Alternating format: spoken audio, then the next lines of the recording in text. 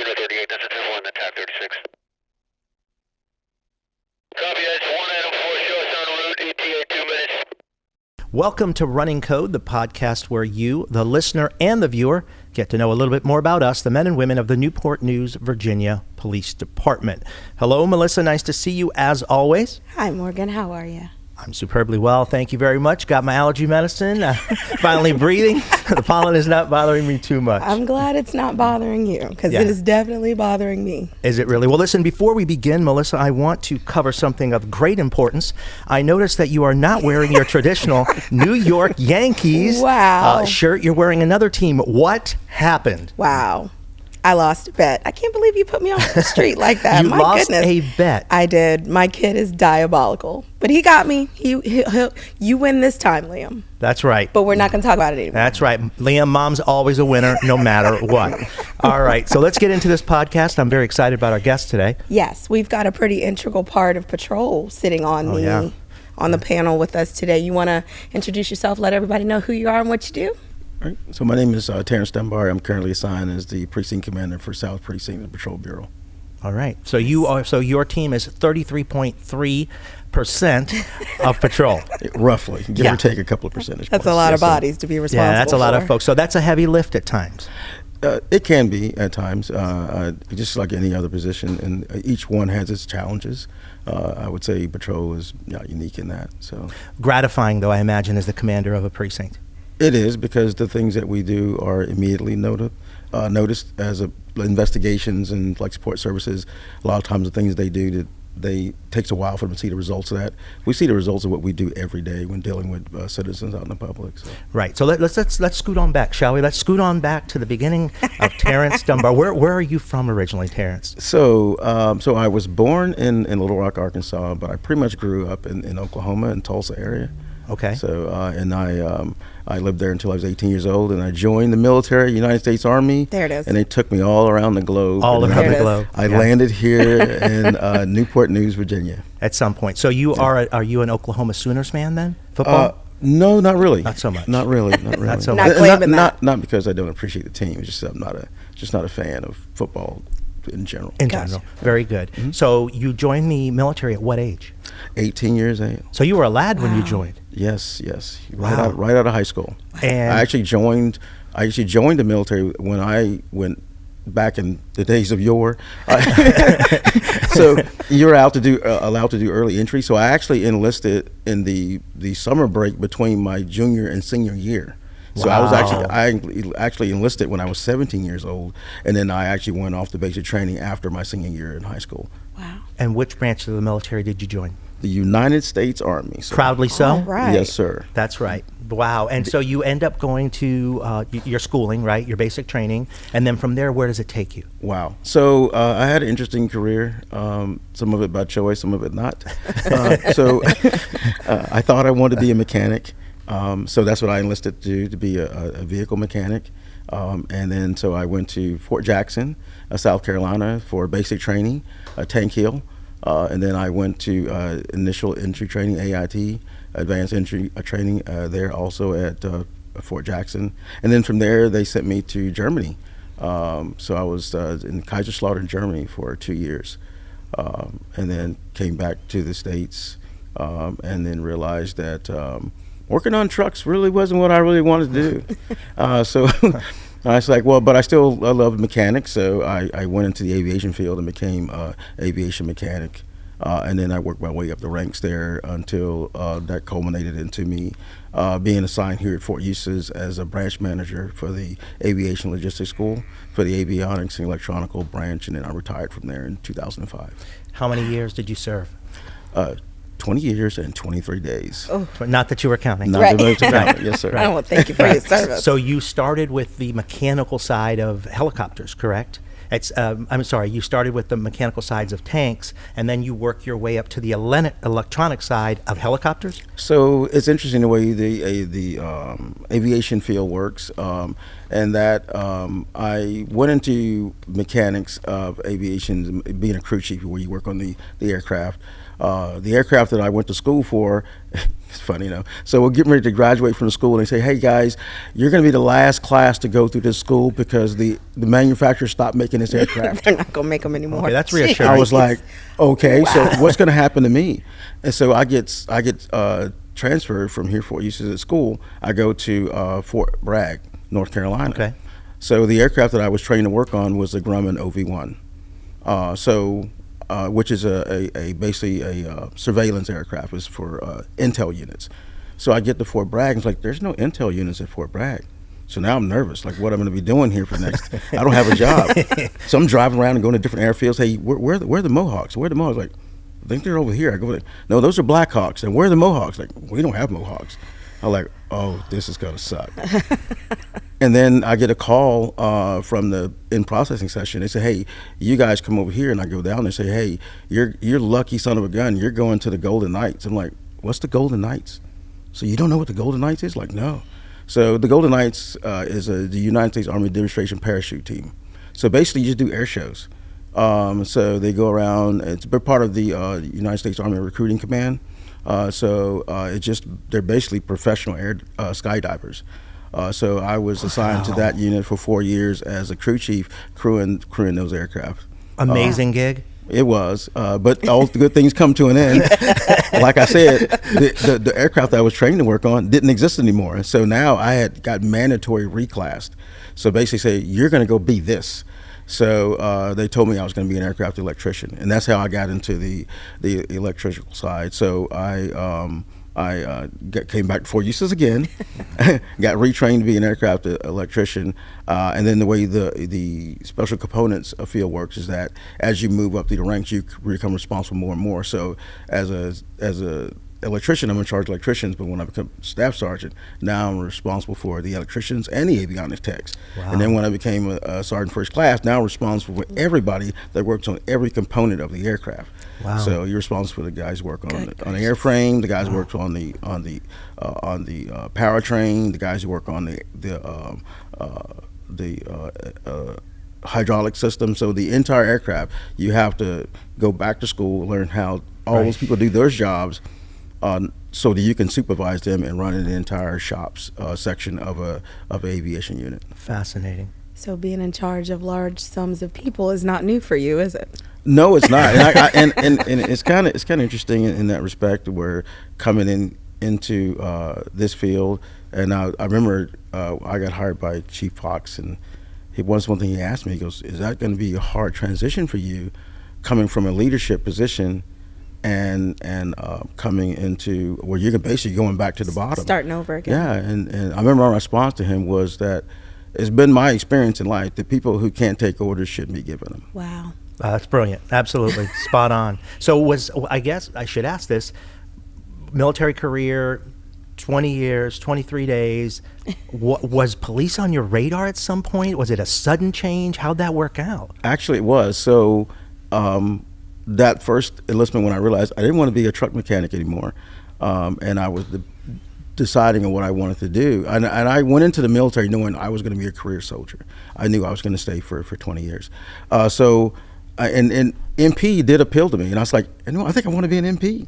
So I had all the qualifications, I thought. So I go to the re-enlistment and say, I want to be a military police officer. And they're like, no, sir, you're a little too short. What? And I was like, but I see MPs on post about my height. Say, sorry, you can't go. There's a height restriction, 5'8". Didn't make it.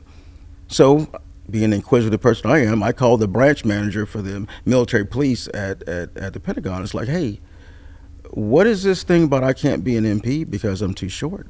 And he said, well, it's conditional. It depends on how we are in staffing. He said, if we're understaffed, we don't care how tall you are.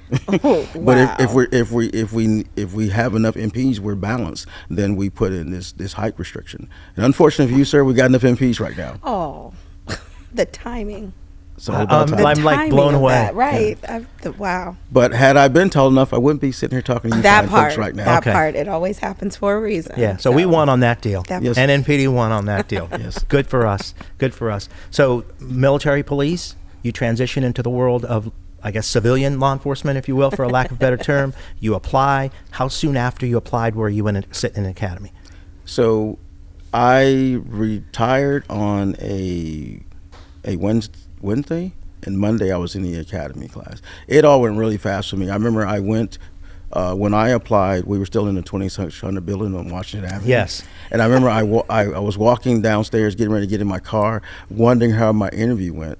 And Lieutenant Valerio at the time called me as I was getting in my car and offered me the job. So I didn't even make it into my car before I was offered the job. And then the next Monday, I was sitting in the classroom. Right. Now, the fascinating thing is that later on in your career, you end up working in recruiting. Right. Actually, I don't know if you recall or not, but when I first got as a brand new officer, I was a auxiliary recruiter working for you when you were assigned in there. That's Wait correct. a minute. We were together, yeah. Auxiliary recruiter? Yes. That used to be a thing. Yes. Oh, wow. Yeah. You want to explain it, Terrence? Yes, you would take newly hired officers or even career officers, and they would come in and go to recruiting events. I remember I went to one at Langley Air Force Base. That's correct. We would send officers out to recruiting events, and just as the name implies, they're auxiliary recruiters. Got it. Yeah. And then later you came back as the recruiting sergeant. Actually, I'm sorry. I was a lieutenant. The lieutenant. You were actually a training sergeant and then the recruiting lieutenant. And then came back again as the captain in As charge the captain of it, yeah. I mean, talk about full circle. Yes. A couple times. Yes. Yeah, absolutely. So you've had a very good career. Would you say? I would say I have a fairy tale career. Yeah. I've been blessed to be able to work in almost every area in this police department, every section. I worked in all 3 precincts. I've been in training. The only position that I wish I had an opportunity to do would have been to work in internal affairs, just to gain a broader perspective of policy, procedure, and how it implies with liability with the agency and the city. And I would have loved to have been a motor officer. Yeah, because motors are your passion, right? Yes. I mean, that's your off-duty gig. Hey, that's right. That's why you're wearing the T-shirt. I think I have seen you on that bike in the city. Wait, can I call it a bike? Is that? It's okay. Is that the right? Okay, all right. I don't know. I don't know the terminology. No, it's okay. Yeah. So I guess moving into that direction, what does Terrence Dunbar do off duty to kind of decompress, relax? Most of the time I spend working in my yard. I love doing yard work. That's because no one ever bother you while you're working in the yard. I know I wouldn't. I've noticed that. That's I know I a place of wouldn't. solitude. They try to stay away from you. That's great. But when I'm not working in the yard, I do love riding my motorcycle. And then, as you know, Morgan, I recently purchased a car that I've wanted for years, and now I get to drive that. And I actually joined the club. And got my membership card a couple of days ago in the mail. Actually. Did you get the card? Got my and what membership. club is that, Terrence? Announce it to the world. Porsche Club of America. Yeah. And I used to belong to the Fiat Club of America when I had my Fiat 500. Listen, goals. Great car. I'm sitting up here on the stage. Goals. I love it. Yeah. I love it. Yeah. Love to hear it. Yeah. Now you've worked with Terrence before as well. Yes, we both have. I think we both have. Yeah. Yeah, in a variety of different, I guess, divisions and units and so forth. Now, did you know this? I might stump you here, Melissa. Oh boy! Did you know that Terrence Dunbar was on an episode of Cops? I do know that. Did you know that? I did see that episode. Terrence, tell us a little bit about that. So it was interesting. That's a good way to put it. To say the least. But yeah, so first they came to us, and at the time I was the sergeant for the North Hip unit. Yep. And the guys came here to do the show Cops. And I know previously there was some issues with them riding along with officers, and we were all a little apprehensive because we didn't know how we were going to be portrayed on the show. So we were told, hey, listen, they're going to be riding with you guys, with hip guys. I'm like, wow, this is going to be Here fun. we go. Here we go. But you know what? That was probably, they rode with us for about a month to get about 5 minutes of footage. But it was, those guys are so interesting. It was, I could have sat and listened to these guys like for months about all the stories they had. Their lives are way more interesting than ours. The things that they have done, the things they have witnessed, and the things. Sure. Yeah, it was amazing to ride with, and just to see their passion for what they do. and how they do it. And mad respect. What would people realize? When we're in foot pursuits, they're running with us, keeping up, carrying a camera, right, wearing ballistic protection, and sometimes they would outrun the officers. And keeping it in the frame. I'm quite certain that's got to be a little difficult while you're running. Right. I've never understood how they can do that. It was interesting that ride along was one of the cameramen was telling me there was one agency they were riding with, and they responded to a call, and it was I forgot, it was maybe like a burglary suspect or someone that committed some crime, and they got out and they got into a foot pursuit. So he's running with the officer. At some point, the officer got winded. Okay. The cameraman kept running, following the suspect. Really? Got the location, went back and got the officer and showed him where the suspect was. Keep in mind, the cameraman is carrying the camera and wearing the ballistic protection, and he's out with it. That's incredible. But I did find out why they were in such good shape, because I asked them, so what do you guys do? So they go to these locations, they stay there for a month or so, then they go back. And he's like, yeah, he goes, basically, I have nothing else to do. So they're basically just fitness gurus. When they get done with the day, they go back, they get all the footage, they send it back to the headquarters, they edit it down. And there's a lot of editing going on. Oh, sure. They edit the information down, and it comes out. And then once it's edited into the segments, and it's all 7-minute segments, and then they determine what's going to go out to get broadcasted, and what ends up on the cutting room floor. But it is interesting in that reality TV is not a lot of reality in there. And it would get frustrating at times, because if you notice on cops, you notice they never stopped at red lights. Oh, you ever realize that? Interesting. Yeah. No, I didn't. I didn't either. Yeah, that's intentional. So if you're in the middle of a conversation that they're recording, and you come to a red light, you have to start that conversation over again.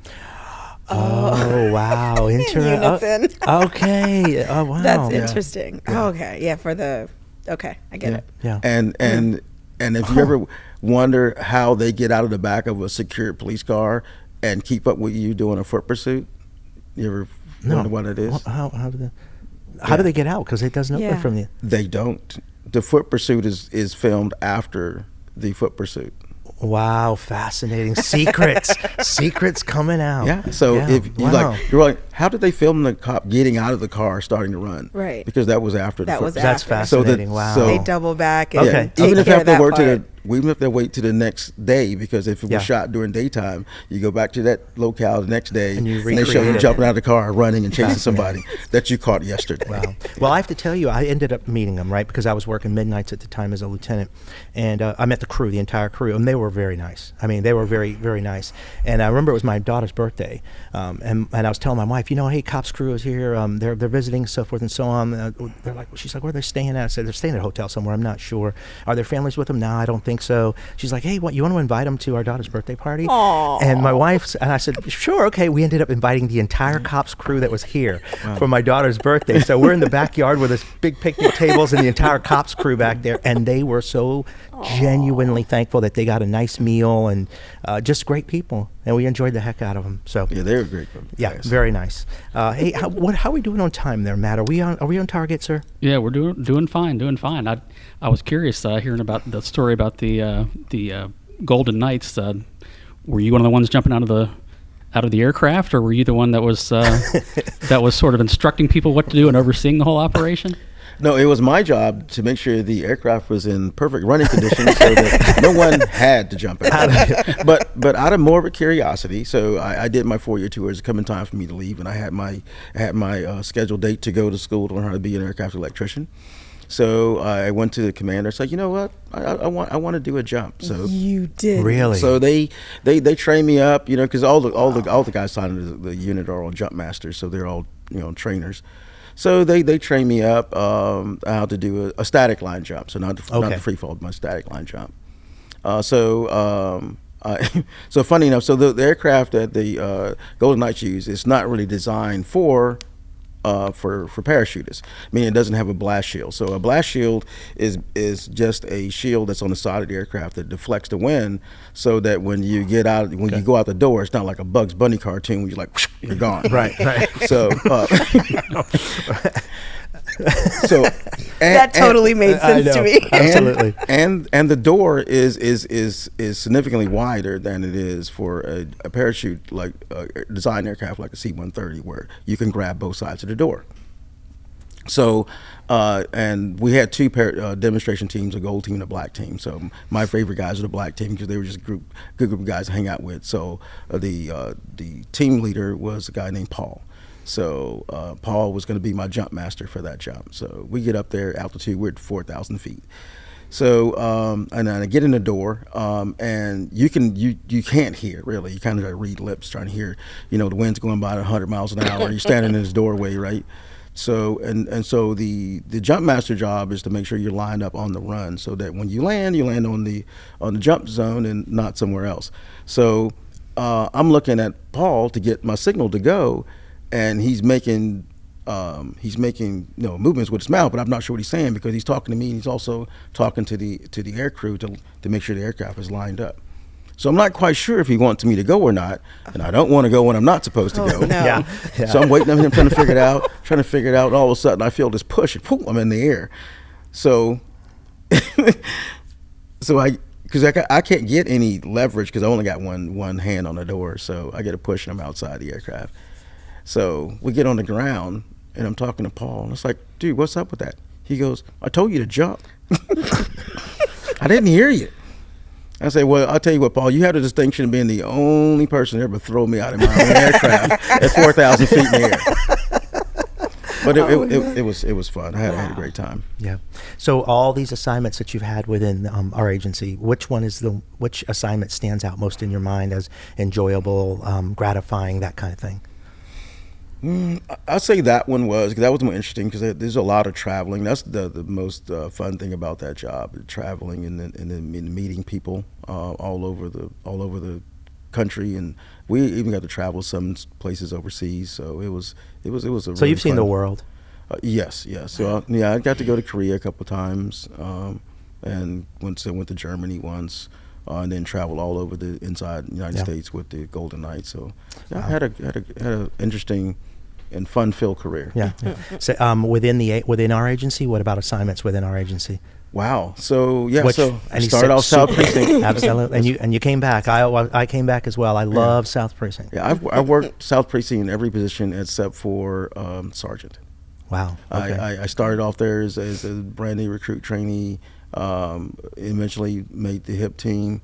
Then I went to investigations in South, where I got promoted. Went to North Precinct.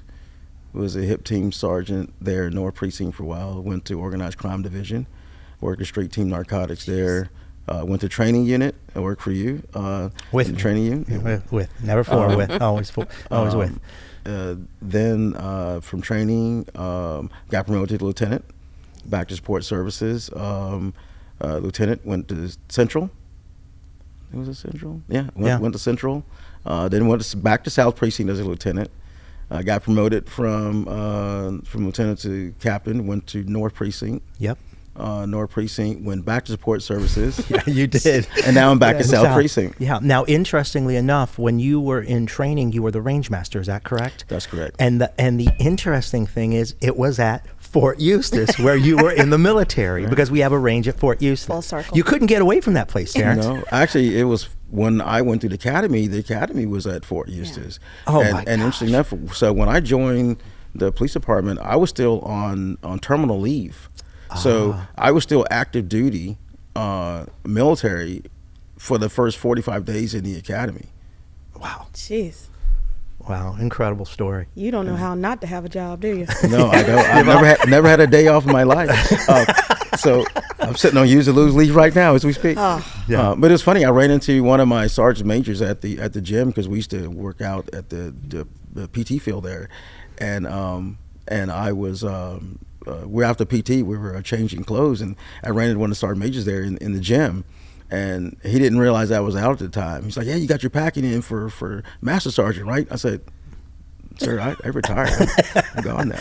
I've been out a while Yeah. now. Yeah. Yeah. So leadership has always been, or the position of leadership, holding a leadership position, I guess I should say, has always been very important to you, and leading others. I mean, you take that very, very seriously. Yes, and I see that comes mostly probably from the military, because with the military, it's not just a concept; it's a science, and we have a non-commissioned officer education system, NCOES, right. Whereas every leader, whether you're commissioned or non-commissioned in the Army, you go to training specific to leadership to ensure that across the entire Army, that there's one leadership concept, one leadership idea. If you ask any non-commissioned officer in the United States Army, what is the definition of leadership?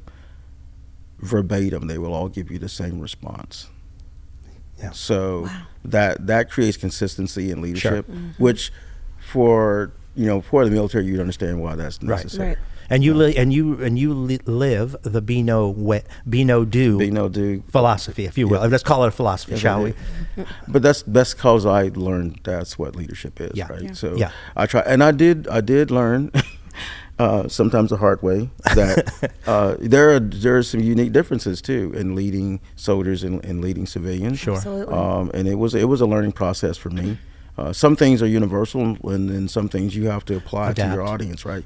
You have to be able to adjust to the audience that you lead. Absolutely. Yes. And obviously there's a certain amount of IQ that is required as a leader in both, but in the civilian world, EQ. Right, your emotional intelligence plays an so important role when leading civilians. That's very important. And if you're a leader out there, and look it up, EQ is critically important to every mission, right? Especially when we're talking about people's feelings, right? That's a topic that sometimes comes up in the world of law enforcement. Feelings, feelings, this, feelings, that. Well, my philosophy has always been, if you don't deal with people's feelings now, you're going to deal with them later when it gets out of control. Right, so deal with people's feelings. Feelings matter. People's feelings matter, and when you're leading somebody, you should keep that in mind. Right. But I digress. I digress. Right, and you cannot lead without knowing that, and understanding that, because as the old adage go, people don't care what you know until they know that you care. That's exactly right. And I found that to be so true with people that I lead. And it's not because it's like I'm trying to, solicit something from them. I truly want them to understand that I do care about them as a person. It's not about the job. It's about, we care about you. Absolutely. And we're very fortunate that we three have a chain of command, right, from the chief on down, that stresses continuously the importance of caring about the people in your charge. Right. That's mission critical. Right. So at the end of the day, I'm not out the one making the traffic stops. That part. That's right. They are. That's so right. This job does not get done without the men and women who are willing to come in and do those tough jobs. Yep, and I believe firmly that when we as leaders understand that, it makes things that much smoother. Indeed. Indeed it does. Matt, should we go ahead and get into the rapid fire questions? I think so. I think Captain will do well on these. What do you think? I think he's going to do superbly well. Would you like to start, Melissa? How about you, Terrence? Are you good to go? Rapid fire. I have no idea what's about to happen. But go for it. That part. Okay, that's even better. I'm just here for the ride. Awesome. All right, so the first one is thin crust, regular crust, or deep dish pizza? Deep dish. Deep dish. Yeah. I was a little excited when You're I said that. Yeah. So I like thin crust pizza, but I recently discovered Detroit style pizza. Have you ever had it? It's kind of deep dish, and the sides, the inside of the deep dish are really crispy, almost have almost like a burnt kind of You crust. find the most obscure I know, stuff. Detroit has a pizza too? Detroit style. He's Italian. He should know every conceivable way there is to cook a pizza. Very Detroit true. style. Now, Very Matt, are true. you familiar with Detroit style?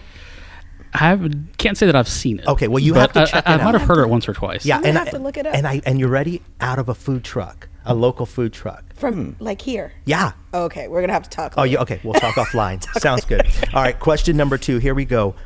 What object do you lose or misplace the most? I would have to say my phone. That's me. How about you, Melissa?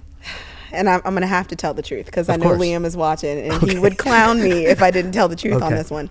So I'm a girl. Yes. And I wear a uniform. Yes. I can't go to calls for service or go out to calls when my officers ask me to come out or whatever with a purse on my arm. Right. So I carry a small, like, wallet that sits in the top pocket of Okay. my uniform. We'll go out and I'll completely forget that that's where it is, but I'll have my purse, no driver's license, no credit card, no bank card. All right. And I'm always like, oh, we got to go back home. Yeah. And Liam will be like, Mom. And then I can't find it. And it's a whole thing. Yeah, for me, it's my phone. And you know, we each carry 2 phones, right?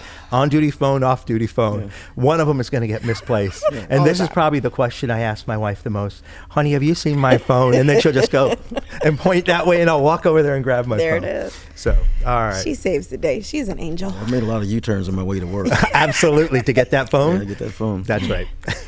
All right. Favorite song? Oh wow. Yeah, that's a tough one. I don't think I have a favorite song. I'm struggling with this one too.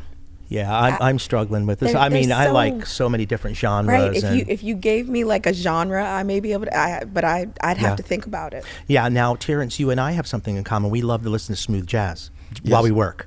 Yeah, so I have Amazon Music, and that's Yep. my favorite song is the last nice song I heard Yeah, on the way to work. absolutely. So and I have it set up so that my car is set up to my Apple CarPlay.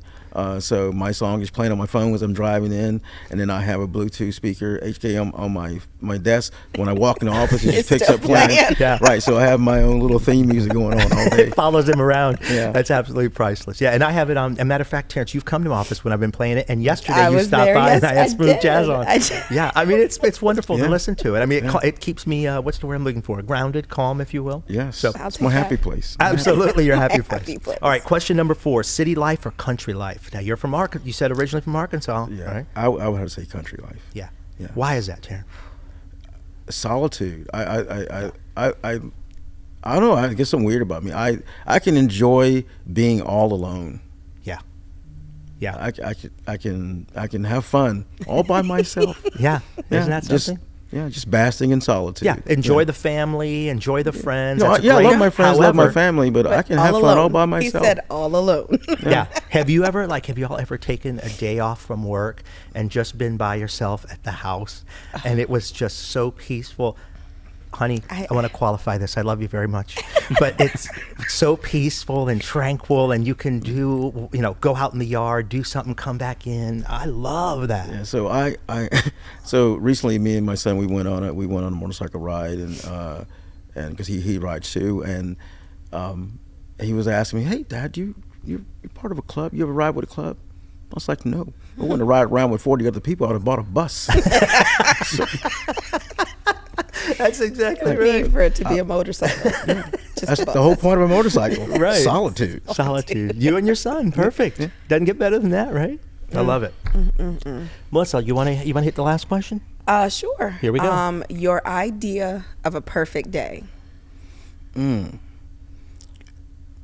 Well, to be, I guess somewhat facetious, when nothing goes wrong. Enough said. Enough said. But actually, in a perfect day for me is when I'm able to make a significant positive difference in somebody else's life. So and I think that's what attracted all of us to Yeah. this profession, right? Absolutely. No doubt. We want to make a difference, a positive difference, and it doesn't always have to be something. We always picture ourselves. We have these grandiose ideas. We're going to come in, we're going to save the day, right? Put the cape on and all that stuff. But the reality is, every day we have an opportunity to make a difference in someone's life. Yeah. However small that is.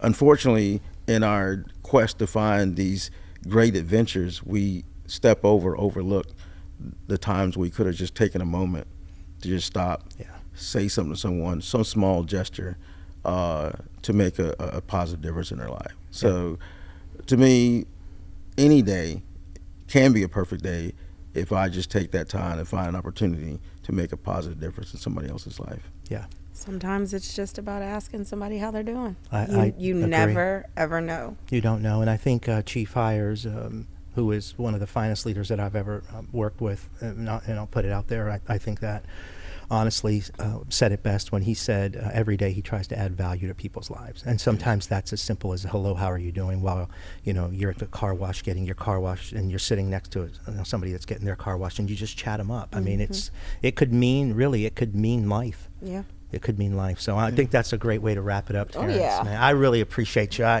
You're such a stand-up guy. You know it. I'm so fond of you, man. I mean, you're a number one, man. Feelings mutual, sir. I know every time I walk away, conversation with you, I feel like, I'm a better person after having that conversation. That's I always learn something talking to you, sir. Appreciate it. Wow. Thank you, Terrence, and I feel the same. Melissa, we are all over the place. Listen, and I know we did this yesterday, Yeah. but I thought it was pretty cool. Yeah. The concept of why you need an iPhone. The iPhone. Yeah, so you the want to tell them a little bit about that? I think that's so cool. I didn't know it. I almost want you to tell them, but it's fine. I will go ahead and tell them but about I have an Android. the app on the iPhone. Okay. The app on the iPhone for podcasts. If you type in running code, we're there. So if you have an iPhone, check us out. If you don't have an iPhone, we're on YouTube. Make sure you check the box at the bottom. Make sure you let us know you like us. And we'll see you next time. Thanks for coming. Cheers, everyone. Unit 38, this is 1, attack 36. Copy,